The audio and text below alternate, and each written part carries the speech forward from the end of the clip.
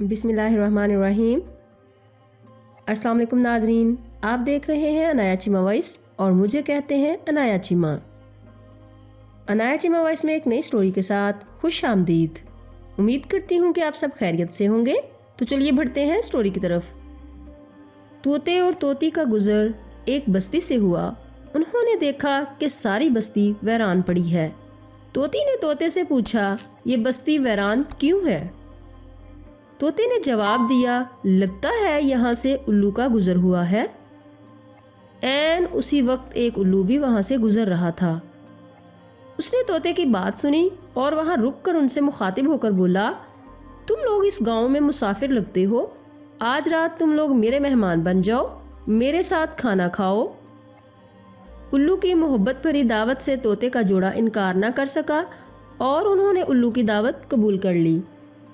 کھانا کھا کر جب انہوں نے رخصت ہونے کی اجازت چاہی تو الو نے طوطی کا ہاتھ پکڑ لیا اور کہا، تم کہاں جا رہی ہو؟ طوطی پریشان ہو کر بولی، یہ کوئی پوچھنے کی بات ہے، میں اپنے خاوند کے ساتھ واپس جا رہی ہوں۔ الو یہ سن کر ہنسا اور کہا، یہ تم کیا کہہ رہی ہو، تم تو میری بیوی ہو۔ اس پہ طوطا طوطی الو پر جھپٹ پڑے اور گرما گرمی شروع ہو گئی۔ دونوں میں جب بحث و تکرار زیادہ بڑھی تو الو نے طوطے کے سامنے ایک تجویز پیش کرتے ہوئے کہا، ایسا کرتے ہیں ہم تینوں عدالت چلتے ہیں اور اپنا مقدمہ قاضی کے سامنے پیش کرتے ہیں، قاضی جو فیصلہ کرے وہ ہمیں قبول ہوگا۔ الو کی تجویز پر طوطا اور طوطی مان گئے اور تینوں قاضی کی عدالت میں پیش ہوئے۔